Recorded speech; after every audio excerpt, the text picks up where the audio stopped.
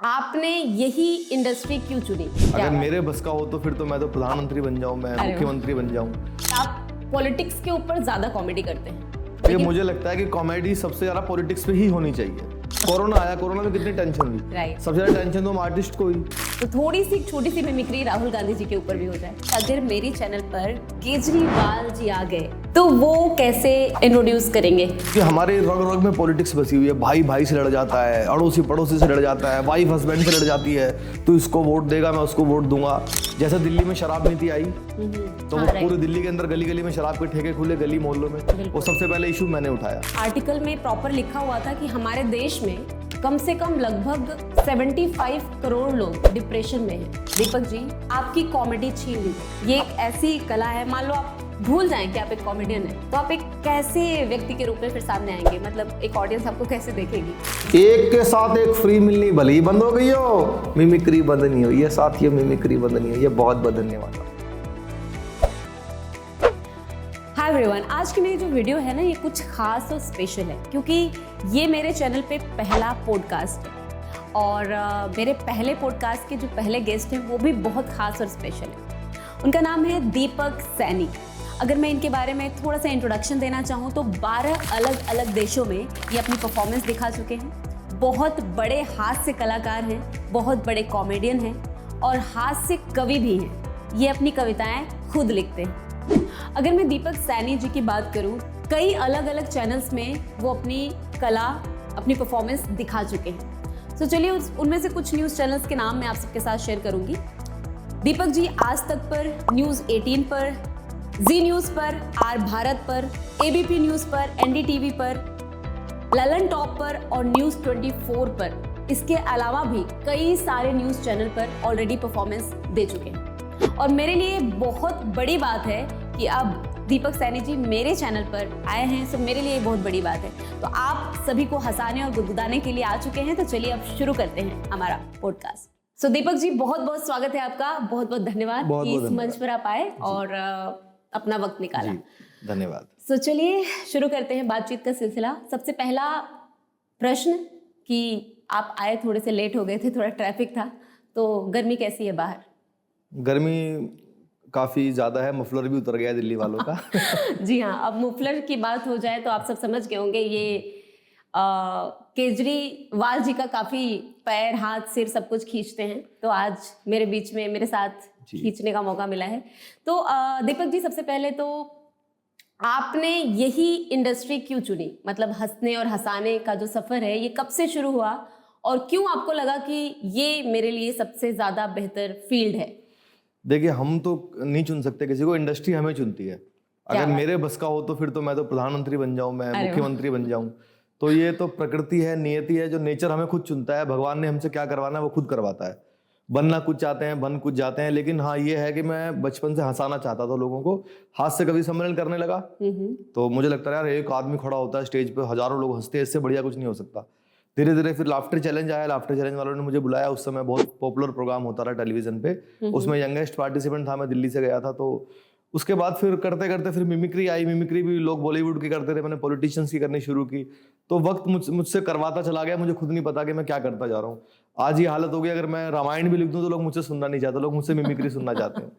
ये सही बात। कल हो सकता है कुछ और करवा ले मुझसे, वक्त कुछ और ऐसा मोटिवेशन आए, कोई नई चीज आ जाए, कुछ नहीं पता होता। सो ये आपने कोई सोचा नहीं था, कोई प्लानिंग नहीं थी, अपने आप हुआ? प्लानिंग सिर्फ इतनी थी कि आर्ट की फील्ड में रहना है और हंसाना है लोगों को, चाहे वो कविता के फॉर्म में हो, चाहे कॉमेडी के फॉर्म में हो, चाहे वो मिमिक्री के फॉर्म में, हंसाना है बस।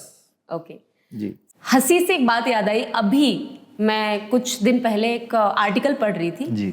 उसमें मैंने देखा कि आर्टिकल में प्रॉपर लिखा हुआ था कि हमारे देश में कम से कम लगभग 75 करोड़ लोग डिप्रेशन में हैं, या इससे भी ज्यादा बड़ा नंबर था, मुझे एग्जैक्ट नंबर याद नहीं है, लेकिन करोड़ों की संख्या में लोग डिप्रेशन में जा रहे हैं। सो ये आप सबसे पहले बहुत अच्छा काम कर रहे हैं, लोगों को हंसा रहे हैं, डिप्रेशन से निकाल रहे हैं।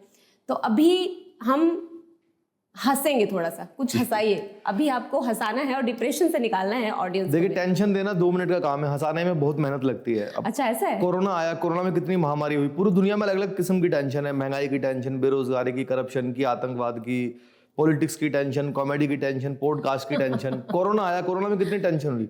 सबसे ज्यादा टेंशन तो हम आर्टिस्ट को हुई, क्योंकि सारे शोज वगैरह होने बंद हो गए, ऑनलाइन शोज चल रहे थे। आप जैसे पॉडकास्ट चल रहे थे, online shows, zoom live, Instagram live, YouTube live. लोग, हमने ऊपर कोट और नीचे निक्कर पहन के 2 साल प्रोग्राम किए।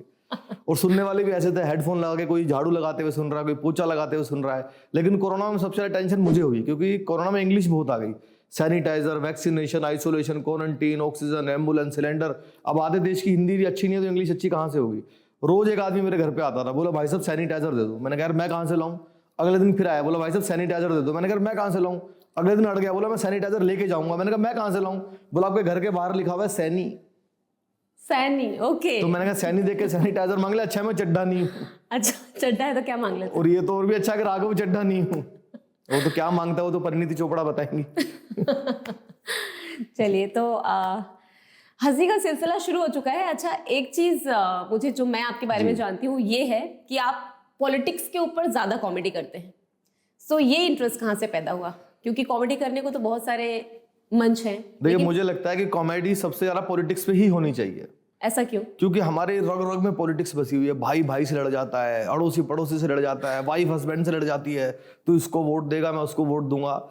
तो मुझे लगता है पॉलिटिक्स इतना हैवी कर देती है, सारी दिमाग में इतना टेंशन क्रिएट कर देती है इलेक्शंस के टाइम पे। अभी इलेक्शन का टाइम है तो कॉमेडी जो पॉलिटिक्स पे होती है उसको रिलीज करती है। अच्छा। या जो पॉलिटिशियंस ने जो इतना हैवीनेस बना रखी होती है एकदम दिमाग के अंदर के भाई मार दो, काट दो, जाति धर्म भेदभाव, तो वो पॉलिटिक्स पे कॉमेडी जब मैं करता हूँ उसको रिलीज करती है। जैसे दिल्ली में शराब नीति आई तो वो पूरी दिल्ली के अंदर गली गली में शराब के ठेके खुले, गली मोहल्लों में। वो सबसे पहले इशू मैंने उठाया। हाँ राइट, बिल्कुल आपने उठाया। पार्टीज उसके बाद में आई, बीजेपी भी उसके 1-1.5 महीने के बाद आई। और जब बीजेपी इस आंदोलन में आई तो हर प्रवक्ता के वॉल पे मेरा वीडियो था, ट्विटर पे, इंस्टाग्राम पे, यूट्यूब पे, फेसबुक पे। और 2.5 साल से मैंने तो एक कॉमेडी मिशन भी हो सकती है। खाली ये नहीं कि आप देखो उसमें गली गली में शराब के ठेके खुल गए तो वहां से भी कॉमेडी निकलती है। मैंने केजरीवाल जी से एक दिन सपने में पूछा, केजरीवाल जी मेरे फेवरेट कैरेक्टर है, मैं आपको बताऊं। मैं उनकी बहुत रिस्पेक्ट करता हूं और अगर मेरा बस चले तो मैं उनको जमानत भी दे दूं उनको बाहर लाने के लिए। क्योंकि वो बाहर जितना दिल्ली के काम नहीं आ रहे थे उतना मेरे काम आ रहे थे। वो बिल्कुल हंसाने के लिए, सब्जेक्ट मिलता है जी। तो गली गली में शराब के ठेके खुले तो सबसे पहले जो वीडियो मैंने बनाया था, मैंने केजरीवाल जी से पूछा सर ये क्या हो रहा है। मेरे सपने में सारे नेता आते हैं और मैं उनसे बात करता हूँ। मैंने भाई साहब ये क्या हो गया, गली गली में शराब के ठेके। तो नेता वही होता है जो अपने हर काम को पॉजिटिव सही साबित कर देता है। अब उन्होंने विज्ञापन मेरे सपने में उनका शुरू हुआ। नमस्कार दोस्तों, साथियों मैंने गली गली में शराब के ठेके खोल दिए। ये भाजपा वाले उसका लॉजिक नहीं समझते, अनसाइंटिफिक लोग हैं। मैंने कहा जी क्या लॉजिक है? पहले आदमी को शराब पीनी होती थी, कई कई किलोमीटर दूर जाता था बेचारा गरीब आदमी, शराब पी के गिर जाता था, कोई बचाने वाला नहीं मिलता था। आज आपके घर के बराबर में खुलवा दिया है, अगर कोई पी के गिर जाता है कोई ना कोई तो बचा लेता है। कितना फायदा है देश का। पहले गरीब आदमी अंग्रेजी नहीं बोल पाता था, आज रिक्शा वाला भी जाके अंग्रेजी में मांगता है बडवाइजर दे दो, किंगफिशर दे दो, रॉयल स्टैग दे दो। इससे शिक्षा नीति बढ़ रही है देश की। तो ये कॉमेडी पॉलिटिक्स पे होनी चाहिए। उनका एक ही काम चल रहा था 10 सालों से, एक बार दिल्ली पुलिस मुझे दे दो ठीक कर दूंगा इसको, एक बार दिल्ली पुलिस मुझे दे दो ठीक कर दूंगा। अब एक बार दिल्ली पुलिस ने उनको ले लिया। क्या कर सकते हैं। अच्छा, आप केजरीवाल जी के पीछे इतना क्यों पड़ते हो? नहीं, मतलब ऐसा क्यों? ऐसा बिल्कुल भी नहीं है, मैं उनके पीछे नहीं पड़ा हुआ। बिल्कुल पड़े हुए आप, मैंने भी देखा आपकी वीडियो। देखिए एक तो कलाकार जो होता है वो स्थायी विपक्ष होता है। हाँ, अच्छा। किसी भी सरकार का, अब सरकार दिल्ली में केजरीवाल जी की है, यही काम अगर किसी और सरकार ने किया होता, मंदिर के सामने शराब के ठेके, गली गली में शराब के ठेके, तो मैं उस पर भी कॉमेडी करता। अच्छा, चाहे वो बीजेपी की भी सरकार, कोई भी किसी की भी सरकार होती है, मंदिरों को बीजेपी कभी ऐसा करेगी नहीं कि मंदिरों के सामने शराब का ठेका होगा। बीजेपी ने तो विरोध किया और उसको नीति को वापस कराया। लेकिन देखो केजरीवाल जी दिल्ली में एक तो उनकी सरकार है, ऊपर जब मैंने ये वीडियो बनाया केजरी बवाल एक कैरेक्टर मैंने क्रिएट किया मफलर बांध के चश्मा लगा के, वो लोगों ने इतना पसंद किया, घर बैठे मुझे पैसे आने लग गए। तो भाई मैं क्यों ना बनाऊं, मुझे क्या तकलीफ है कि मैं ना बनाऊं। अच्छा, जितना मैंने कॉमेडी की उससे ज्यादा उन्होंने की, फिर जितनी उन्होंने की उसका जवाब फिर मैंने उतना कॉमेडी से दिया। यानी कि वो डाल में पात ऐसे चलता रहा। वो मुझे सब्जेक्ट देते गए, मैं बनाता चला गया। और जेल जाने के बाद भी रुक नहीं रहा है, मेरी वीडियोज आ रही है। जेल में पहला दिन, जेल में 5वां दिन, जेल में 8वां दिन, ये सब चल रहा है। तो आप सारे उनके दिन का हिसाब रख रहे हो? मैंने उनकी एक एक बात का हिसाब रखा है, उनके हर बात का काउंटर मैंने किया है। जैसे उन्होंने बताया कि दिल्ली में 500 नए स्कूल हमने खोल दिए, उनका ये दावा है कि मैंने अब दिल्ली में मैं पैदा हुआ, मैं पढ़ा, तो मैंने एक दिन पकड़ लिया, मैंने भाई साहब 500 नए स्कूल दिखाओ। उन्होंने साबित कर दिया। नेता वही होता है जो साबित कर देता है। मैंने कहा सर 500 नए स्कूल दिखाओ, दिखा दिए उन्होंने। हाँ। वो मुझे एक बिल्डिंग के पास ले गए, एक बिल्डिंग तो ये है। मैंने कहा जी एक हो गई, 500 स्कूल बताओ ना। सुबह लड़कियां आती हैं इसमें, शाम को लड़के आते हैं, 2 ही हो गए। मैंने कहा जी 2 हो गए सर, 500 बताओ। आप किसी भी कमरे में जाओ, क्लासरूम में जाओ, कोई बच्चा घर पे ये नहीं क्या क्या आता कि मैं क्लासरूम में जा रहा हूं, क्या क्या क्या आता है, स्कूल में जा रहा हूं। एक कमरे में 50 स्कूल बैठे हुए हैं, ऐसे ऐसे 20 कमरे गिन लो कितने स्कूल हो गए। मैंने कहा जी काफी हो गए। स्कूल के सामने शराब का ठेका खोल दिया दोस्तों। भगवंत मान ने बताया है कि एक अच्छा पैग लगा लो तो एक स्कूल के 2 दिखाई देते हैं, तो 2 तो ये वाले भी मान। ऐसे ऐसे करके 500 बना रखे, कहो तो 1000 बना के दिखा दूंगा। क्या बात है। तो ये बात कॉन्वर्सेशन आपकी खुद की केजरीवाल मेरे सपने में अब तो उनकी वाइफ कह रही है कि आप आंख बंद करो, केजरीवाल जी आएंगे। अब तो साक्षात उनकी आत्मा आएगी। तो मेरी ये वाली बात भी सच हो रही है कि वो आते हैं। इस पे वीडियो भी आपने बनाया? जी मैंने बनाया था जी। उनकी आत्मा आती है, मेरे से मुलाकात होती है, मैं रोज आंखें बंद करके सोता हूँ, सबसे पहले वही आते हैं मेरे पास। बिल्कुल। सो ये बात हो गई केजरीवाल जी की। आप राहुल गांधी जी के ऊपर भी काफी व्यंग करते हैं और काफी वायरल हो जाती है आपकी वीडियो, मिमिक्री भी करते हैं उनकी। तो थोड़ी सी छोटी सी मिमिक्री राहुल गांधी जी के ऊपर भी हो जाए। देखो राहुल गांधी जी के ऊपर होनी चाहिए। राहुल गांधी जी मिमिक्री के सबसे योग्य पात्र हैं। अच्छा, ऐसा क्यों? लेकिन मैं उनका मजाक नहीं उड़ाता। आपने बोला कि मैं उनका कोई मजाक क्योंकि कॉमेडी में मेरे सीनियर हैं वो। अच्छा। तो मैं ऐसा उनका कुछ करना नहीं चाहता, लेकिन मुझे अच्छा लगता है उनकी आवाज निकालना। यूथ है वो, यूथ आइकॉन है राहुल जी। देखना यदि आपके पॉडकास्ट में आते तो कैसे बात करते, मैं कोशिश कर रहा हूँ। बिल्कुल। देखिए भैया, ये जो कॉमेडी है, ये जो पोइट्री है, ये कैसे होती है, ये गोदी मीडिया आपसे छिपा रहा है भैया। मैं बताता हूं। कल मैं हरियाणा गया, खुद गया सेल्फ। एक किसान आया, फार्मर, मुझसे कहता है राहुल जी ये क्या हुआ। मैंने पूछा व्हाट। बोला बारिश आई और मेरी फसल नष्ट हो गई। बारिश आई, फसल गई। मैंने उससे कहा खुले में क्यों बोते हो। वो समझ गया, वो मेरी बात समझ गया और मुझसे बोला भाई साहब आप जाइए। ये है कॉमेडी, ये है मिमिक्री, खत्म, टाटा बाय, अब आएगा मजा। और ये मजा मैं सबको दूंगा भैया। मुझे मजा आता है करने में। तो ये राहुल जी थे जी। और आपको क्या खड़गे लगे? नहीं बिल्कुल। और अच्छा, एक चीज आपसे कुछ पूछना चाहूंगी मैं जी। कॉमेडी में करियर कैसा है? लाइक अगर कोई अभी स्टूडेंट है, बच्चा है, कोई अपना करियर इस पाथ को चुनता है, तो उसको आप क्या मैसेज देना चाहेंगे? कॉमेडी में करियर तो शुरू से ही अच्छा है, क्योंकि और दुनिया में जितनी टेंशन होगी, जितना तनाव होगा, लोग उतना कॉमेडियन को सुनना चाहेंगे। और अब तो करियर और भी ज़्यादा खुल गया है। लोग बार में भी कॉमेडी कर रहे हैं, क्लब में भी कर रहे हैं, सड़क पे भी कर रहे हैं, कहीं भी कर रहे हैं। तो जो यूथ आना चाहता है, मेरा तो उनको यही मैसेज है कि तो साफ सुथरी कॉमेडी करें, क्लीन कॉमेडी करें। आजकल कॉमेडी पिछले 10 सालों में जो कॉमेडी के साथ जो कॉमेडी हुई है ना, वो बेचारी कॉमेडी जानती है कि मेरे साथ क्या हुआ है। आजकल लोग गालियों को कॉमेडी समझने लग गए और ऐसे ऐसे कॉमेडियंस आ गए जो अपना जोक सुना के खुद ही हंसते हैं। जैसे मोदी जी ने कहा ना आत्मनिर्भर बनो, तो वो आत्मनिर्भर है। पब्लिक हंसे ना हंसे वो खुद ही हंसने लग गए जोक सुना के। और पब्लिक तब हंसती है जब वो गालियां देते हैं। तो लोग 500 1000 2,000 रुपए का टिकट खरीद के गालियां सुनने जा रहे हैं। तो देख लो हमारा समाज कहाँ जा रहा है।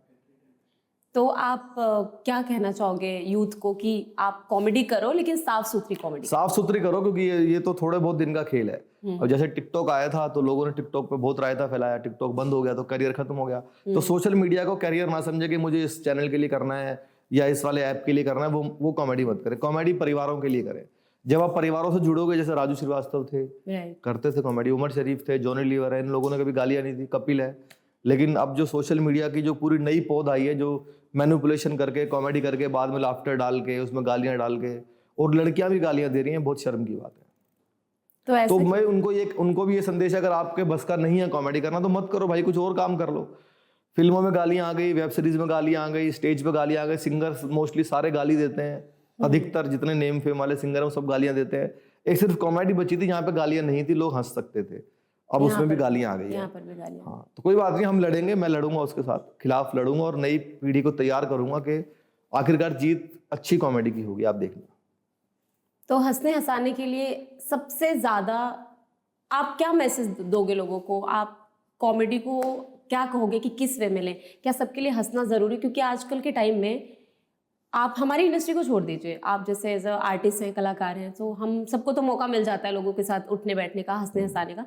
लेकिन आजकल आप अगर निकलेंगे बाहर तो बहुत से ऐसे फील्ड है, बहुत से ऐसा करियर है जहाँ पे लोगों को सुबह से लेकर शाम तक मौका नहीं मिलता हंसने का। सो उन लोगों के लिए आप क्या कहेंगे कि टाइम निकालना चाहिए, हंसना चाहिए परिवार के साथ, क्या कहेंगे इस तरीके से कुछ? देखिए, हंसना है तो सबसे पहले तो मेरे वीडियोस देखना शुरू करो। जो अच्छी कॉमेडी कर रहे हैं उनके वीडियोस देखना शुरू करो, और परिवार के साथ बैठना शुरू करो, दोस्तों में बैठना शुरू करो। हम सब लोग बैठते नहीं, आपस में मोबाइल में लगे रहते हैं। तो जब हम लोग मोबाइल में लगे रहेंगे तो आपस में हंसेंगे कहाँ पे? और मोबाइल पे भी हम लोग हेडफोन लगा के सुनते हैं, क्योंकि मोबाइल में आज कोई वीडियो ऐसा नहीं होगा जो आप प्ले कर सकते हो विदाउट हेडफोन घर पे। पहले आपको सुनना पड़ता है, इसमें कुछ गालियाँ आ जाए, कोई ऐसे गाने तो नहीं आ रहे, उसके बाद आप सुनते हो। तो अच्छी चीज़ें सुनना शुरू करो, अच्छी चीज़ें देखना शुरू करो। इंटरनेट भी आपको अच्छी चीज़ें दिखाना शुरू कर देगा। और हंसना तो बहुत ज़रूरी है लाइफ में। और जितनी टेंशन आज के ज़माने में भाग दौड़ है, अब तो भैया बिना लाफ्टर के गुजारा नहीं है। सबसे ज़रूरी इस समय लाफ्टर डोज है। तो मतलब टाइम निकालना चाहिए ऐसे लोगों को भी हंसने के लिए, कम से कम 30 मिनट, आधे हंसने घंटे। के लिए क्या टाइम निकालना? हंसे कभी भी हंस सकते हो। देखो, हम हरियाणा के हैं, मेरे माता पिता हरियाणा के हैं, मम्मी पापा मेरे हरियाणा के हैं। तो हम जैसे हरियाणवी होते हैं, हमें कोई बहाना नहीं चाहिए हंसने, हम कहीं भी अकेले ही हंस लेते हैं हम तो वही तो मैंने कहा कि क्योंकि हम एक कलाकार हैं तो हमें मौका मिल जाता है। लेकिन नॉर्मल पब्लिक और बहुत सारी अगर आप इंडस्ट्री देखेंगे तो उनको मौका नहीं मिलता। सुबह से लेकर शाम तक यहाँ माथे पे स्ट्रेस, तो उनके लिए आप चाहोगे, कहोगे ना कि जरूर हंसना चाहिए? बिल्कुल हंसना चाहिए, वक्त निकाल के। मैंने बताया उसका एक ही तरीका है, कॉमेडी वाली वीडियोस देखो, कुछ क्रिएटिव काम करो तो हंसी आएगी आपको, ऐसा नहीं। और पॉलिटिक्स को देखना शुरू करो, लोकसभा राज्यसभा देखनी शुरू करो, उससे बढ़िया कॉमेडी कहीं नहीं मिलती पूरे इंडिया में। दिल्ली विधानसभा देखनी शुरू करो, नेताओं के भाषण सुनना शुरू करो, उससे बढ़िया कॉमेडी कहीं नहीं मिलेगी आपको। मैं तो खुद कितना हंसता हूँ देख देख के नेताओं को। मैं नेताओं की मिमिक्री जो करता हूँ, दूसरों को हंसाने के लिए कम करता हूँ, मैं खुद हंसने के लिए बहुत करता हूँ। एक से एक ड्रामा होता है नेताओं में। अभी हमारे दिल्ली के एक मंत्री जेल में रहे, सत्येंद्र जैन साहब, अभी भी जेल में है वो, स्वास्थ्य मंत्री दिल्ली के, हेल्थ मिनिस्टर। तो जब सीबीआई उनसे तिहाड़ जेल में जांच करने गई तो बोले मेरी याददाश्त चली गई, मुझे कुछ भी याद नहीं है। तो इससे बढ़िया कॉमेडी क्या हो? बचने के लिए। हाँ। तो केजरीवाल जी मेरे सपने में आए, मैंने कहा सर इनकी याददाश्त चली गई, ये क्या कह रहे हैं? तो उनका विज्ञापन फिर सपने में शुरू हुआ। नमस्कार दोस्तों, साथियों, मेरे एक मंत्री को उठा के ले गई ये सीबीआई वाले, और उसकी बेचारे की याददाश्त चली गई। वो सब कुछ भूल गया है, उसको कुछ भी याद नहीं है, उसको बस इतना याद है कि मेरी याददाश्त गई है। अच्छा, इसके अलावा कुछ भी, वो सब कुछ भूल गया दोस्तों। वो झूठ नहीं बोलता, मेरे सामने गई है उसकी याददाश्त। मैंने खुद देखा है, जाते हुए ऐसे निकल के गई, हरे रंग की थी, मैंने खुद देखा है। अब उसको भारत रत्न देना चाहिए। मैंने कहा जी क्यों देना चाहिए? 1 साल से जेल में बंद पड़ा, जुबान नहीं खोली, इसलिए भारत रत्न देना चाहिए। तो ये हंसने के बहाने हैं। देखो, टेंशन भी खुद ले सकता है आदमी और हंस भी खुद सकता है। टेंशन देने के लिए कुछ नहीं करना। अब यहाँ से बाहर निकल के जाओ, कोई बिना जान पहचान का आदमी आपको नमस्ते कर दे, आप पूरे दिन टेंशन में रहोगे, यार ये पता नहीं कौन था।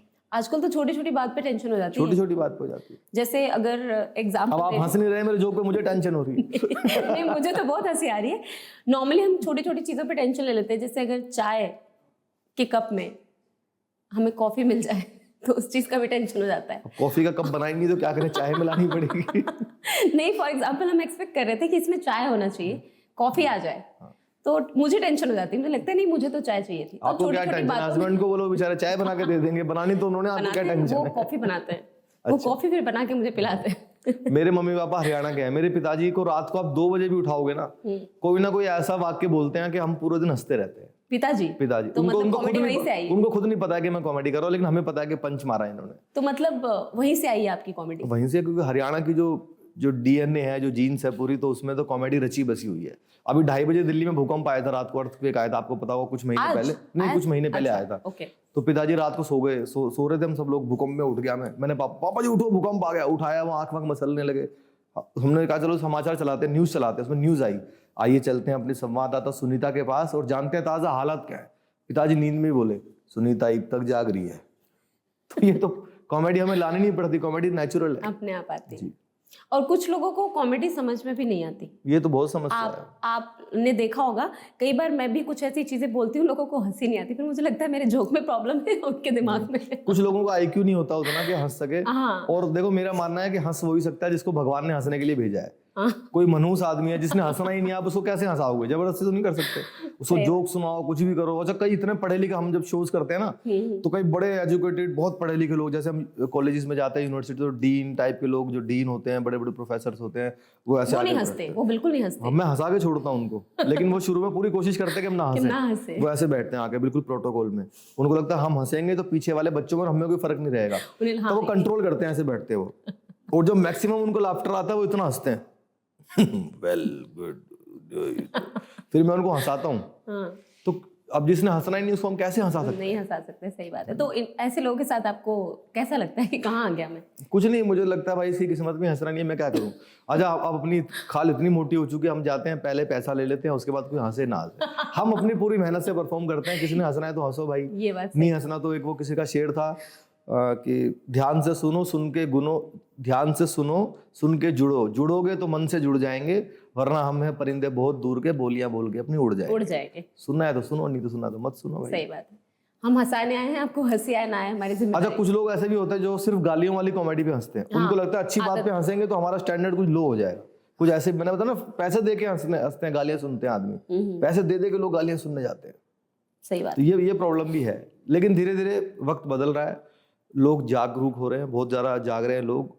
ऐसे कॉमेडियंस को और ऐसे कलाकारों का पब्लिक रिमांड करना शुरू करेगी, मुझे ऐसा लगता है, और करना भी चाहिए। अच्छा, आपने कभी ऐसी कॉमेडी की है दीपक जी जिससे आपको बाद में लगा हो नहीं यार ये नहीं करना चाहिए था? जैसे किसी पॉलिटिकल पार्टी के ऊपर कुछ व्यंग कर दिया हो या फिर कुछ बोल दिया हो, उसके बाद आपको कुछ झेलने को मिल गया और आपको लगा हो नहीं यार ये नहीं करना चाहिए था, ये करके मैंने गलती की। क्या ऐसा कभी हुआ आपके साथ? मैंने एक जोक सुनाया था लाफ्टर चैलेंज में, जिसका मुझे आज तक पछतावा है, क्योंकि मैं कभी डबल मीनिंग वाले जोक्स कभी सुनाता नहीं हूँ। अच्छा। लेकिन उस समय मैं छोटा था, तो जो स्क्रिप्ट उन्होंने दी थी मैंने वो बोल दिया था। एक जोक उन्होंने मुझे 1-2 जोक दे दिए थे, वो मैंने सुनाया था, जिसका मुझे आज भी पछतावा है। अच्छा। कि यार ये जोक मैंने क्यों सुनाया, थोड़ा सा गंदा जोक था, मैंने क्यों सुनाया, मुझे पछतावा है। बाकी पॉलिटिशियंस पे करके मुझे कोई पछतावा नहीं है। बहुत सारे धमकियाँ आती हैं, मेरे चैनल को, फेसबुक पेज को भी उड़ाने के लिए बहुत प्रयास हुए, स्ट्राइक लगी, पेज मेरा कई दिन के लिए बंद भी हो गया। अच्छा। वो सारा ड्रामा हुआ, दिल्ली सरकार ने पूरी कोशिश की, लेकिन मैं डरा नहीं, उस बात से मैं कभी नहीं डरता, उसका मुझे कोई पछतावा नहीं है। मुझे तो बड़ी खुशी है कि मैं खाली पैसा कमाने के लिए कॉमेडी नहीं कर रहा हूँ, बल्कि जो दिल्ली का इतना एक बड़ा मुद्दा था, गाँव के इलाकों में, ग्रामीण इलाकों में, रिहायशी इलाकों में, मंदिरों के सामने, स्कूल के सामने जो शराब के ठेके खुले, उसको एक कलाकार ने उठाया और वो पूरा आंदोलन बना, और वो आज भी चल रहा है। बिल्कुल नहीं, ये तो इस बात की मुझे खुशी है कि मेरी कॉमेडी काम है, मुझे इसका बिल्कुल पछतावा नहीं है। फाइनेंशियल नुकसान तो है ही, सरकार से पंगा लेने का कोई बात नहीं। तो आपको कोई फर्क नहीं पड़ता उससे? कोई फर्क नहीं पड़ता, मैं करता रहूंगा, कोई फर्क नहीं। अभी भी मेरे पास खूब सारे मैसेज आते हैं, उनकी पार्टी के लोगों के बहुत धमकी भरे मैसेज आते हैं, तुझे पंजाब पुलिस से उठवा लेंगे, तुझे यहाँ से उठवा लेंगे। तो मैं भी मजाक में बोल देता हूँ, भाई उठवा ले, मुझे बीच में हरियाणा पुलिस रोक लेगी और क्या करूँ। सही बात है ना, हरियाणा पुलिस अपनी है। नहीं, पंजाब पुलिस भी अपनी है। पंजाब में जो इस समय सीएम है, हमारे सीनियर कॉमेडियन भगवंत मान जी हैं, तो और हमें तो बड़ा प्राउड है कि एक कॉमेडियन सीएम है एक राज्य का, तो मुझे बहुत गर्व है इस बात का। वैसे तो पूरा देश ही अपना है, पूरा देश ही अपना है, लेकिन फिर भी अगर कोई कलाकार इस मुकाम पे पहुंचता है तो मुझे खुशी नहीं। आप हंसा रहे हैं लोगों को, और अगर इससे किसी को परेशानी है, प्रॉब्लम है, तो उनकी परेशानी है। परेशानी तो होती है, देखो हाँ। जोक में तो कोई ना कोई तो गिरेगा, यार वो गिर गया तो लोग हंसते हैं, वो ऊंट पे से जा रहा था गिर गया। पॉलिटिकल कॉमेडी होगी तो या तो बीजेपी पे होगी, या कांग्रेस पे होगी, या आम आदमी पार्टी पे, किसी पे तो होगी ना। वो मोटे आदमी पे होगी, पतले पे होगी, गंजे पे होगी, दुबले पे होगी, मेरे जैसे बाल वालों पे होगी, मतलब किसी ना किसी पे तो होगी ना कॉमेडी। तो कोई ना कोई दुखी होगा। अगर कॉमेडी आपको करना हो तो नहीं, मैं नहीं कर सकता जी। कोशिश कीजिए, आपने मंच पे किया था। अब तो कॉमेडी तो मेरी हो रही है सामने, पब्लिक आपको ही देख रही है, मुझे कोई देख ही नहीं रहा है। नहीं, ऐसा नहीं, आपको ही सुन रहे हैं लोग। देखो ऑडियंस देख रही है, आपको बिल्कुल ऐसा नहीं लग रहा जैसे सानिया मिर्जा के बराबर में मलिंगा बैठा हो। ऐसा नहीं है। अभी मेरे ऊपर कर सकते हैं आप कोई कॉमेडी? नहीं, आपके ऊपर क्या कॉमेडी करनी है? आपके ऊपर तो शायरी होनी चाहिए। शायरी करिए, चलिए। शायरी अगर मैंने कर दी वो तो कॉमेडी से भी बुरी हो जाएगी। चलिए, अच्छा मैं आपके साथ एक कॉमेडी करूँ? करो, बिल्कुल करो। ठीक है, मैं एक टास्क दूंगी आपको जी। ठीक है, उसमें क्या होगा कि आपकी आंखों में पट्टी बांधी जाएगी। अरे बाप रे। ठीक है, और कुछ स्टफ, कुछ सामान यहाँ पे आपके सामने, आंखों के सामने रखा जाएगा। अच्छा। ठीक है, आपको उसको छू के पहचानना है कि क्या सामान है वो। मफलर तो नहीं होगा ना केजरीवाल का? कुछ भी हो सकता है, वो आपको पहचानना है, और देखते हैं कि आप इसमें कितने अच्छे हैं। छिपकली विपकली मत पकड़ा देना। कुछ भी हो सकता है। तो नहीं, पहले क्लियर हो, जीव जंतु तो नहीं होगा ना? कुछ भी हो सकता है। देखो भाई, तो मैं अगर इतना क्लियर कर दूंगी तो आपको पहचानना आसान होगा। चलो। इतना मुश्किल नहीं है, बहुत ही आसान है। ठीक है। तो आप, मुझे लगता है कि आप काफी हद तक पहचान। चलिए। हे भगवान रक्षा करना। अब तो भगवान ही करेगा आपकी रक्षा। मफलर बहुत बांधा है, पट्टी पहली बार बंध रही है भाई। तैयार हैं आप?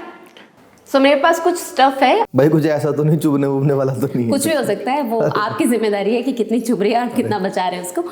आपको 3 सेकेंड्स का टाइम दिया जाएगा। अरे बाप। वो स्टफ आपको टच करके बताना है कि वो है क्या, और मुझे भरोसा है कि आप बता देंगे, मुझे ऐसा लगता है, क्योंकि आप काफी टैलेंटेड है। फिर भी मैंने अपने साथ 5 स्टफ रखे हुए हैं, 5 अलग अलग चीजें हैं मेरे पास। आपको 3 सेकेंड्स में हर एक चीज बताना होगा, ठीक है? कोशिश। पहला आइटम मैंने हाथ में उठा लिया है, और ये मोमबत्ती। क्या बात है, करेक्ट। और सेकेंड ये वो जिसमें पेन स्केल वगैरह। नाम क्या है इसका? पता नहीं क्या इंग्लिश में बोलते हैं इसको। यहाँ घड़ी होगी इसकी पक्का। हिंदी में बता दीजिए, नहीं तो माइनस मुझे नहीं पता। यहाँ पे वो सब टेबल पे रखा जाता है यार। ये इसको ऐसे क्या बोलते हैं, मुझे भी अभी याद नहीं आ रहा है। क्या बोलते हैं इसको? Pen holder. Yes, correct. Pen क्या है इसमें? तो पेन बॉक्स भी आ जाएगा। ठीक है, चलेगा। नेक्स्ट। अरे ये क्या आ गया भाई? Time over. गिलास जैसा लग रहा है पर पता नहीं। बट टाइम ओवर है, बट आपने सही बताया, 3 सेकेंड्स के बाद बताया। करेक्ट है। वैसे अगला थोड़ा सा मुश्किल हो सकता है, मुझे ऐसा लग रहा है, बट देखते हैं। अबे क्या आ गया भाई? ये क्या? Time up. ये तो वो है बीपी नापने का। क्या है? वही है? मुझे भी नहीं पता इसको क्या बोलते हैं। हाँ वही है, ब्लड प्रेशर नापने। नहीं, क्या कलेश है भाई? टाइम ओवर हो गया वैसे, आप बता नहीं पाए इसको क्या बोलते हैं वैसे? फुसफुस। हाँ, ब्लोअर। अच्छा, मुझे लगा किस चीज में इस्तेमाल किया जाता है? कैमरे को क्लीन करने के लिए। ओके। अब एक और फाइनल आइटम मेरे हाथ में है। आई एम श्योर कि आप 1 सेकंड में ही बता देंगे, लेकिन फिर भी चेक कर लेते हैं। Mouth organ. और मैं आप सबको बताना चाहूंगी कि दीपक जी सिर्फ एक हास्य कलाकार नहीं है, सिर्फ एक कॉमेडियन नहीं है, बल्कि माउथ ऑर्गन भी बहुत ही बढ़िया बजाते हैं। अब इनकी आंखों से पट्टी हटा दीजिए, और आप ये गेम जीत चुके हैं। बट इसके लिए आपको दिया जाता है एक स्पेशल गिफ्ट। माँ, मैं देख सकता हूँ। और इसके लिए आपको देखिए, अब सामने से ऐसी दिखती हैं चीजें। अच्छा, ये क्या कलेश है? ये वही कलेश है जिसके बारे में हमने। अच्छा, ये कैमरा क्लियर है जो आप बता रहे हैं? हाँ, राइट। मुझे भी कुछ चीजें पता चली, मैं भी नहीं जानती थी। मुझे लगा बीपी चेक कर रहे हो जी। आप ये गेम, ये टास्क जीत चुके हैं। धन्यवाद। जिसके लिए आपको एक गिफ्ट हैम्पर मैं अपनी तरफ से दूंगी। क्या बात है? तो आपको क्या लग रहा है, क्या दूंगी मैं? भाई इनमें से तो कुछ मत देना। ये रख लेते। आप चाहे तो सारा ले जाएं। मेरी तरफ से गिफ्ट हैम्पर ये है कि मैं आपको कुछ नहीं दे रही। क्या? चलेगा? चलेगा। आपने अपना वक्त दे दिया, अपने पॉडकास्ट पे हमें बुला के हमें आप यहाँ पर आए, मेरे लिए बहुत बड़ी बात है। तो अब मैंने अपने ऑडियंस को ऑलरेडी बता दिया है कि आप एक माउथ ऑर्गन भी काफी अच्छा प्ले करते हैं, तो छोटी सी एक झलक इसकी भी मैं चाहती हूँ कि मेरे ऑडियंस को आप दिखाएं। जी, ये मेरा पहला प्यार है, इसको अभी सीखने का प्रोसेस तो। और दूसरा प्यार? दूसरा तो मिला नहीं अभी तक। मिला नहीं? मिल जाएगी। तीसरा, चौथा, पांचवा, छठा मिल गया, दूसरा नहीं मिला अभी तक। चलिए, तो एक बहुत प्यारा सा गीत बजाते हैं। जी।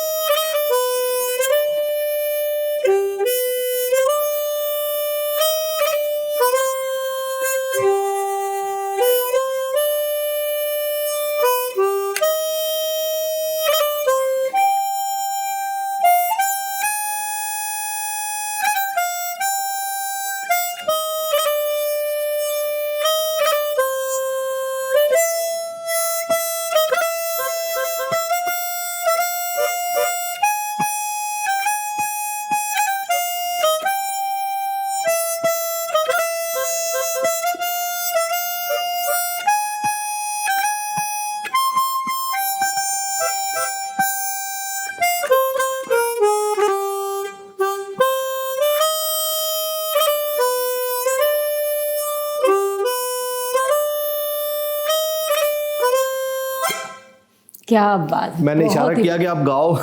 बहुत ही बढ़िया, धन्यवाद। अच्छा, ये आपने गाया जीना यहाँ मरना यहाँ, बहुत मुश्किल होता है ये बजाना, इसके सिवा जाना कहाँ। अच्छा दीपक जी, पता नहीं क्यों मुझे आपसे बात करके ऐसा लग रहा है कि आप काफ़ी अच्छे रचनाकार भी हैं आप, और एक आप हास्य कवि भी हैं, लेकिन आपको देख के मुझे ऐसा क्यों लग रहा है कि आपके अंदर कहीं ना कहीं कोई एक गुस्सा या फिर कोई दर्द छुपा हुआ है, ऐसा है क्या? नहीं, ऐसा नहीं है, गुस्सा और दर्द ऐसा तो नहीं है, लेकिन हाँ समाज में कुछ कुछ देख के तो एक कलाकार तो आक्रोशित होता ही है। अच्छा। अब उस आक्रोश को मैं किस रूप में पेश करूं, या तो मैं डंडा निकाल के मारूं सबको, वो तो पॉसिबल नहीं है, तो मैं अपने व्यंग बाण चलाता हूँ, जिसको बोलते हैं सटायर के तीर चलाता हूँ। कौन सा तीर? सटायर। सटायर मतलब? सटायर मतलब व्यंग। व्यंग, अच्छा। ये मैं हिंदी बोलता हूँ तो आप इंग्लिश में समझते हो, इंग्लिश बोलता हूँ तो उसकी हिंदी पूछते हो। ये satire English? Satire English word है, उसका मतलब होता है व्यंग। व्यंग तो आप समझते हैं ना? हाँ, व्यंग समझ रही हूँ। व्यंग को इंग्लिश में सटायर बोलते हैं। क्या बात है, आपने आज एक नया शब्द सिखाया मुझे। तो मतलब आप ये कहेंगे कि आपके अंदर कहीं ना कहीं एक सीरियस इंसान भी छिपा हुआ है जो कभी कभी गुस्से में भी आ सकता है?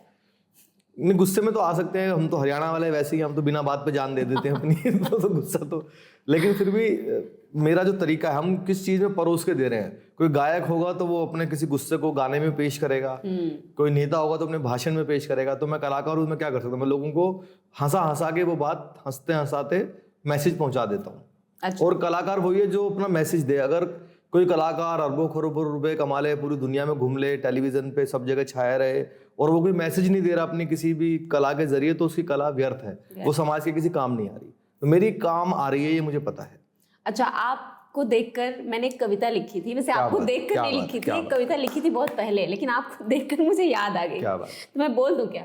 चलो, मुझे आज पता लगा मेरी शक्ल इस लायक है कि मुझे देख के लड़कियां कविता भी लिख रही हैं। नहीं, आपको देख के नहीं लिखी थी, मैंने बहुत पहले लिखी थी, लेकिन मुझे देख के याद आ गई। यही बहुत बड़ी बात है, इसी में हमारा एहसान है। सुनाइए। बोल रही हूँ मैं, ये दुख से रिलेटेड कविता है, दर्द से रिलेटेड है। क्या बात है।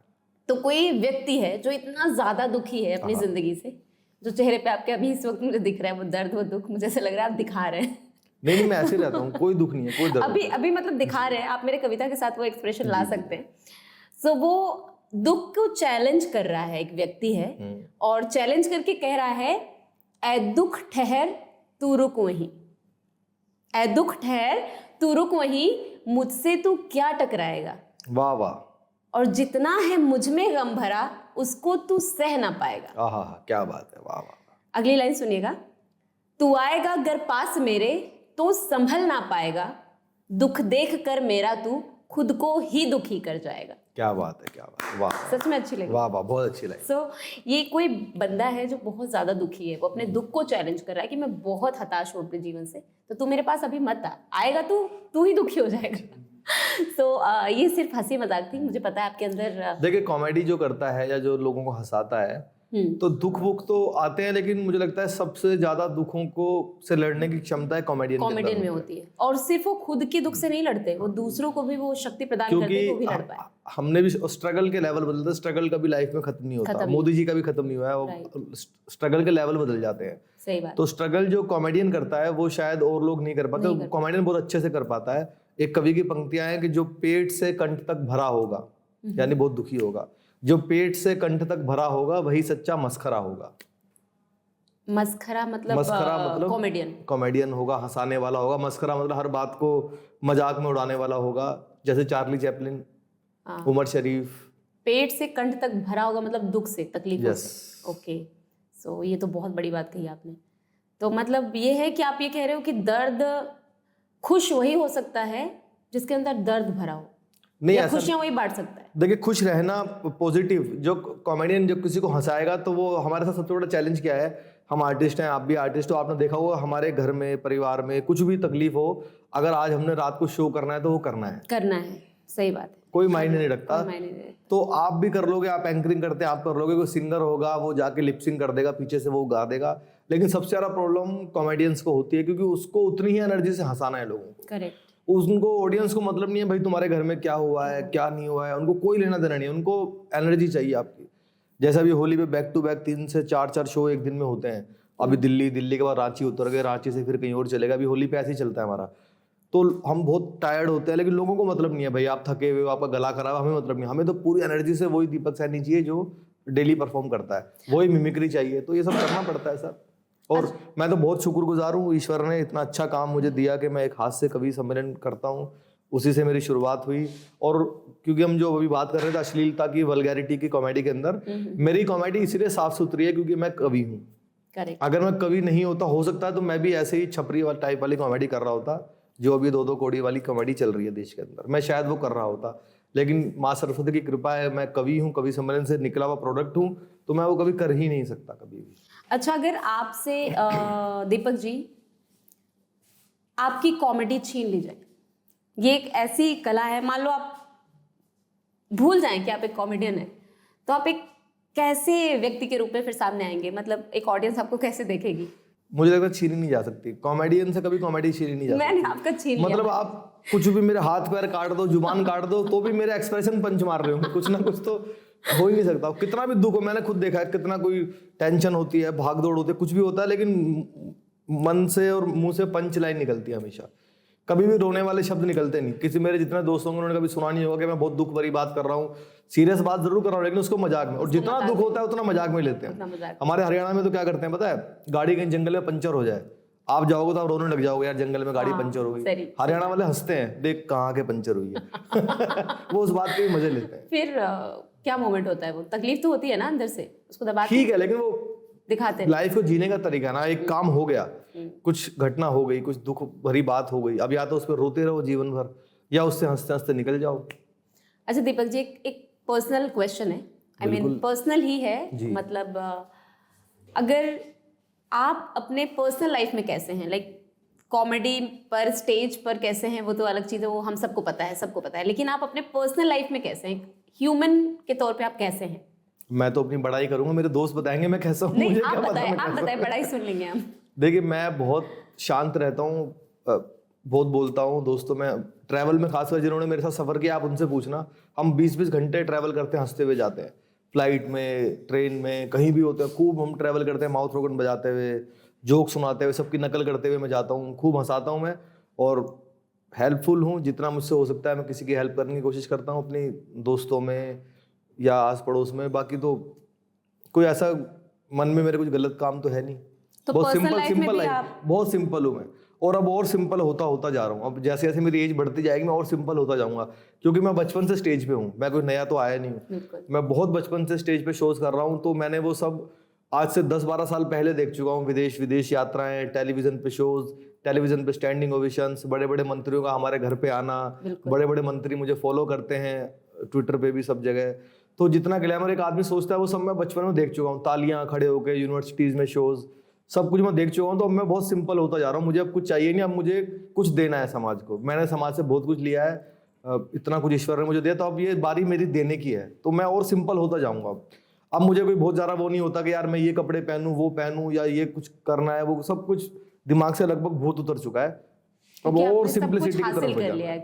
एक्चुअली वो जो सक्सेस वाली जो लाइन थी ना, जो लोग पहुंचना चाहते हैं, मुझे लगता है आप उस लाइन पे पहुंच चुके हो, तो आपको उसकी वैल्यू पता है, कुछ नहीं है। हाँ, मैंने वो सब देख लिया है बचपन से, और कभी शोशाबाजी की नहीं, ड्रामेबाजी की नहीं, सारे दोस्त मुझे जानते हैं जैसे हैं, नेचुरल है। अपने ऊपर मैं बहुत पैसा खर्च करता हूँ, अंधा पैसा खर्च करता हूँ, तो अब वो भी धीरे धीरे शौक खत्म होता जा रहा है, क्योंकि सब कुछ जब आदमी देख लेता तो क्या करेगा, हम क्या करेंगे, पैसे से नहा तो नहीं सकते, धो तो नहीं सकते, हम पैसे में ओढ़ के सो तो नहीं सकते, तो अगर इतना पैसा हमारे पास है भी नहीं। अगर आपके पास एक अपॉर्चुनिटी आए, ऊपर वाला आ जाए सामने से और बोले कि दीपक मांग एक चीज, क्या मांगना चाहता है, तो क्या मांगेंगे आप? बस यही मांगूंगा, अगले जन्म में भी भारत में जन्म मिले और मैं यही कलाकार, कवि बनूं और कॉमेडियन बनूं, बस यही मांगूंगा और कुछ नहीं। तो मतलब आप निकलना नहीं चाहेंगे, यही रहना चाहेंगे? मुझे लगता है सबसे अच्छा काम है, बहुत प्योर काम है, आप जा रहे हो लोगों को हंसा के, और इससे अच्छा और क्या काम हो सकता है। अगर मैं अभी बहुत बड़ा फिल्म स्टार भी होता तो शायद मैं वो चीज़ नहीं देख पाता जो एज ए कवि मैंने देखी। मैं भारत के हर गाँव में गया हूँ, कोई भारत का ऐसा हिस्सा नहीं बचा जहाँ मैंने जाके परफॉर्म नहीं किया है, कवि सम्मेलन नहीं किए या लाफ्टर शोज नहीं किए, देश के बाहर भी 3 कंट्रीज में गया हूँ, तो वो जो मैंने देखा है उसका मैं कोई मोल दिया नहीं जा सकता उस बात का। तो अपनी लाइफ से बिल्कुल 100% सेटिस्फाई हो कि मुझे जो चाहिए था वो मिला? अभी बहुत कुछ चाहिए, लेकिन जितना है मुझे आज भी कोई तकलीफ नहीं है, 10 साल 12 साल पहले भी तकलीफ नहीं थी, और हम तो बहुत एक नॉर्मल परिवार से निकल के आए हैं, तो उस समय जब निकल के आए तब भी ये एहसास नहीं था कि हमारे पास कुछ नहीं है, क्योंकि उस टाइम हम बच्चे थे, तो मुझे इतना कुछ था ही नहीं कि यार मेरे पास कुछ भी नहीं है। अब लगता है कि यार हमने कैसे किया। सही बात है। नहीं, ये बात सही है। आप एक चीज़ और मैं ऐड करना चाहूँगी, जैसे आपने कहा कि मैं नॉर्मल परिवार से हूँ। एक नॉर्मल परिवार का ही जो बच्चा होता है ना, वो मुझे ऐसा लगता है कि वही ज्यादा ऊपर जाता है। बिल्कुल ठीक बात। वो स्ट्रगल करता है, उसके अंदर एक भूख होती है कुछ करने की। वो अपने जो भी उसके अंदर कुछ पैशन होता है उसके पीछे भागता है। राइट। अगर मेरे पिताजी अरबपति खरबपति होते तो मैं भागता नहीं, मैं उनको बोलता पापा जी मेरे लिए बनवा दो। मैं फिर टीवी शोज के लिए उस समय ऐसा लाफ्टर चैलेंज के लिए हमने दौड़ लगाई, ऑडिशन दिया, तो मैं दौड़ नहीं लगाता। मेरे पिताजी शायद अगर काबिल होता भी तो मैं दौड़ नहीं लगाता। मैं पिताजी को बोलता एक शो मेरे लिए बना दो, ऐसा घर में बनवा लेता मैं। वो दौड़ नहीं लगती, और जब तक वो दौड़ नहीं लगती तब तक दुनिया का पता नहीं चलता। मुझे लगता है जब तक वो दौड़ नहीं लगती तब तक इंसान काबिल नहीं बनता। आपकी कॉमेडी इतनी अच्छी निखर के नहीं आती। बिल्कुल बिल्कुल, है ना। अभी भी तो मुझे लगता है जितनी मैंने कॉमेडी की है, तो मुझे लगता है मैंने अभी 10% भी नहीं किया, 90% अभी निकलना बाकी है। बहुत सारी क्रिएटिविटी आएंगी, कवि सम्मेलन की है, कॉमेडी की। अब पिछले 5-6 वर्षों से जो मिमिक्री का दौर चला है, कई लोग मिमिक्री का बादशाह लिख देते हैं कुछ भी, क्योंकि मैंने उन लोगों की मिमिक्री की जिन लोगों को कोई सोच नहीं सकता है। नहीं, आप हैं मिमिक्री के बादशाह तो हैं। आप जैसे लोग बोलते हैं कुछ तो अच्छा लगता है। देखो, लोग बॉलीवुड वालों की मिमिक्री करते थे, मैंने नॉन बॉलीवुड पर्सन्स की मिमिक्री की, ईश्वर ने कराई। तो मैं अभी बहुत सारी ऐसे आइडियाज है जो मुझे करना है। कई जगह रिकॉग्निशन मुझे जितना मिलना चाहिए उतना नहीं भी मिल पाता है, क्योंकि आजकल जो जनरेशन है वो उधर भाग रही है, एक तरफ जो गालियों वाली कॉमेडी उसकी तरफ भाग रही है। लेकिन ना मैंने अपना ट्रैक छोड़ा, ना अपना पैशन छोड़ा, ना अपना मिशन छोड़ा। और अब मैं एक नया मिशन शुरू करने वाला हूँ आने वाले कुछ दिन के बाद। ये सबसे पहले आपके पॉडकास्ट पे बता रहा हूँ, जो क्लीन स्टैंड अप कॉमेडी का एक अभियान मैं चलाने वाला हूँ पूरे देश के अंदर, और पूरी जान लगा दूंगा अपनी, जितनी मेरे अंदर एनर्जी है। 24 घंटे उसके लिए काम करेंगे। स्टैंड अप कॉमेडी साफ सुथरी भी हो सकती है, ये मैं करके दिखाऊंगा लोगों को। स्टेज पे तो मैं करता ही, पर अब सोशल मीडिया पे करके दिखाऊंगा। नहीं, बिल्कुल हो सकती है, मैं करके दिखाऊंगा। लोगों को लगता है कि जो गाली दे रहा है वो सबसे बड़ा कॉमेडियन, तो ये मिथक जो है लोगों के दिमाग से हटाना है। बिल्कुल जी। अच्छा, एंड अच्छा, अब थोड़ा सा फन की तरफ चलते हैं दोबारा, बहुत होगी सीरियस बातें। और मान लीजिए कि आप मेरे इस चैनल पर आए, सबसे पहले तो थैंक यू जी। तो कुछ फिर से मिमिक्री की तरफ आपको लेकर चलती हूँ मैं जी। अगर मेरे चैनल पर मोदी जी आएंगे तो कैसे आएंगे और क्या बोलेंगे और किस तरीके से वो अपने आप को प्रेजेंट करेंगे? अरे बाप रे, आपका चैनल है कुहू @ ज्ञान रिवर जी। तो मोदी जी यदि आते हैं, तो इलेक्शन का भी टाइम है, इलेक्शन का भी समय, तो मैं कोशिश कर रहा हूँ, गला मेरा थोड़ा खराब है रेगुलर ट्रैवल से, तो हो सकता है मोदी जी की निकालूं, देवगौड़ा की निकल जाए। लेकिन आप सुन रहे हो बहुत मन से। तो मोदी जी यदि आते हैं तो मैं कोशिश करता हूँ। भाइयों बहनों, मेरे देश में और देश की राजधानी दिल्ली में एक चैनल है कुहू @ ज्ञान रिवर, और उसमें ये पॉडकास्ट चल रहा है। तो मैं मेरी और 135 करोड़ भारतीयों की तरफ से आपको शुभकामनाएं देता हूँ, और इतना ही कहना चाहता हूँ, ये जो ज्ञान रिवर है, मेरे देश का युवा इस रिवर में गोते लगाए और ज्ञान रिवर से ज्ञान अर्जित करे, और भारत की संस्कृति को, भारत की कला को समागम करते हुए इस पॉडकास्ट को देखे और सब्सक्राइब करे, लाइक करे, और ना सिर्फ लाइक करे, घर घर तक इस पॉडकास्ट को पहुंचाए। बहुत बहुत धन्यवाद। क्या बात है, क्या बात है, थैंक यू सो मच। अच्छा, ये तो थे मोदी जी। अब आप बताइए कि अगर मेरे चैनल पर केजरीवाल जी आ गए तो वो कैसे इंट्रोड्यूस करेंगे मेरे चैनल? देखिए, अभी तो वो जेल में है, पर उनकी आत्मा तो आ ही सकती है। बिल्कुल। तो केजरीवाल जी यदि यहाँ पे आते, नमस्कार दोस्तों, साथियों, मैं आपका भाई, आपका बेटा, आज मैं कुहू के चैनल पे आया हुआ हूँ, कुहू @ ज्ञान रिवर। ये चैनल का नाम बताते हैं, मुझे नहीं पता सच है कि झूठ है, ये इन्होंने बताया है, कोई भरोसा नहीं है इनका, कुछ भी बता सकते हैं। तो मैं आपको बहुत शुभकामनाएं देता हूँ कुहू जी, और फ्री में देता हूँ आपको जी। बिल्कुल सारे दिल्ली वालों को कहना चाहता हूँ, घबराना नहीं है, आपने इनके चैनल को लाइक सब्सक्राइब कर देना है, कोई टेंशन लेने की जरूरत नहीं है। मैं जैसे ही आऊँगा सबसे पहले यही वाला पॉडकास्ट देखूंगा। साथियों, एक के साथ एक फ्री मिलनी भले ही बंद हो गई हो, मिमिक्री बंद नहीं हुई है साथियों, मिमिक्री बंद नहीं हुई है। बहुत बहुत धन्यवाद आपका। क्या बात है, बेहतरीन।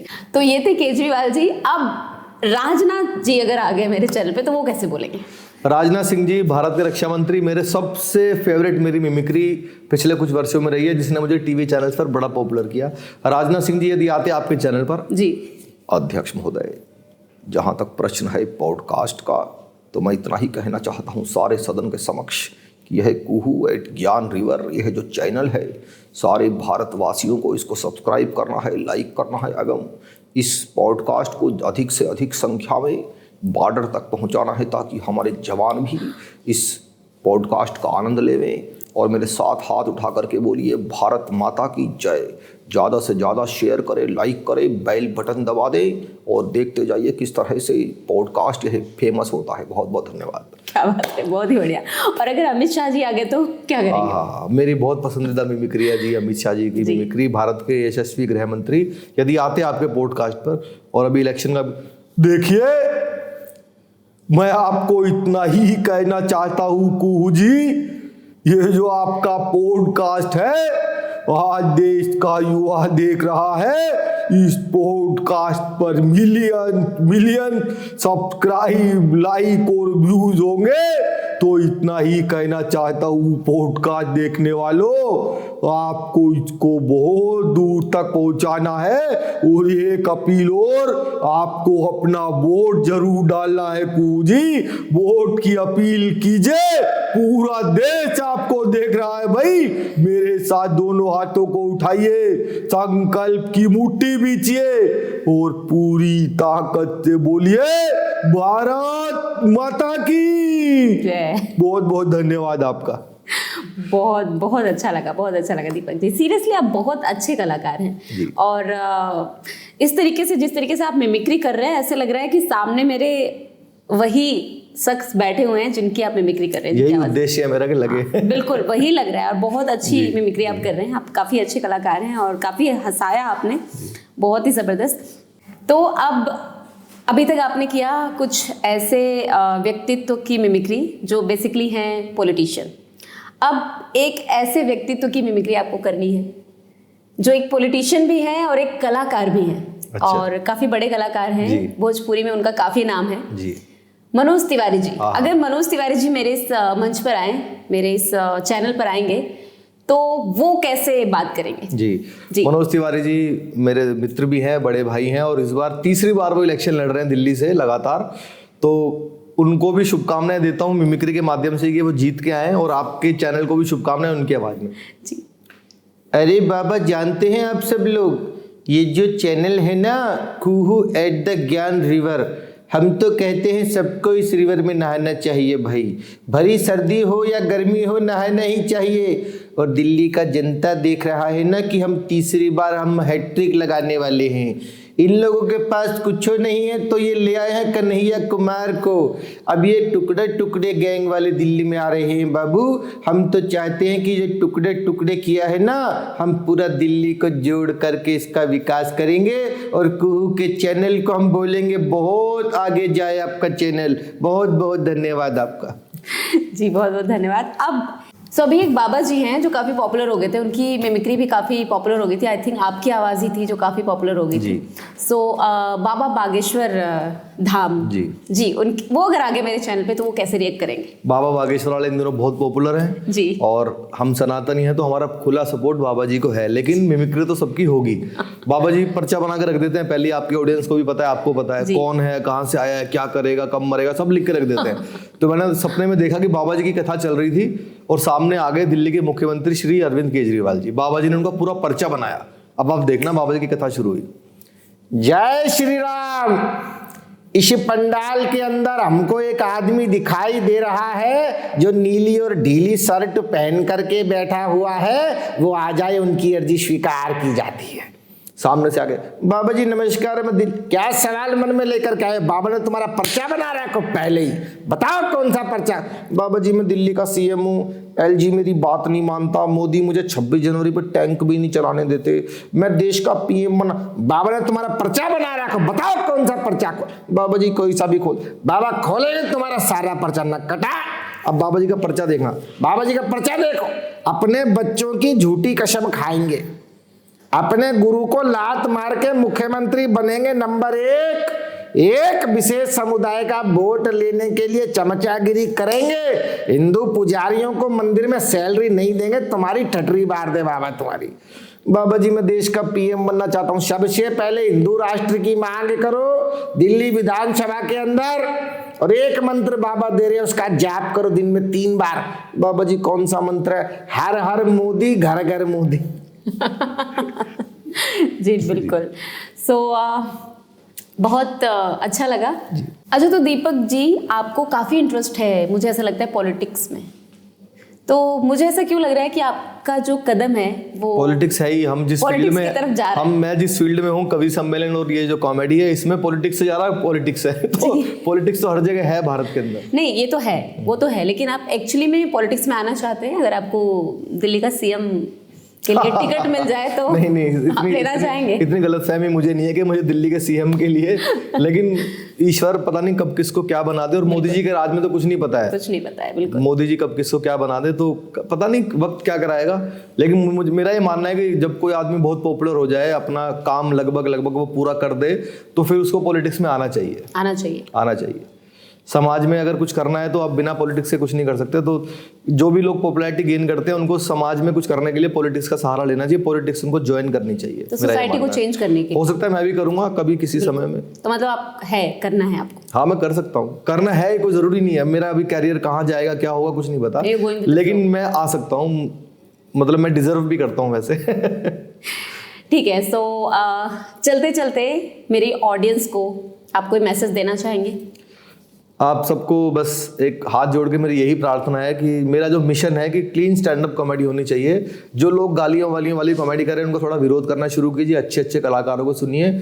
और कुहू जी ने भी एक बहुत अच्छा कोर्स शुरू किया, एपिक होस्ट जी, उससे भी जुड़िए आप। इनका इंस्टाग्राम अकाउंट है, उससे जुड़िए।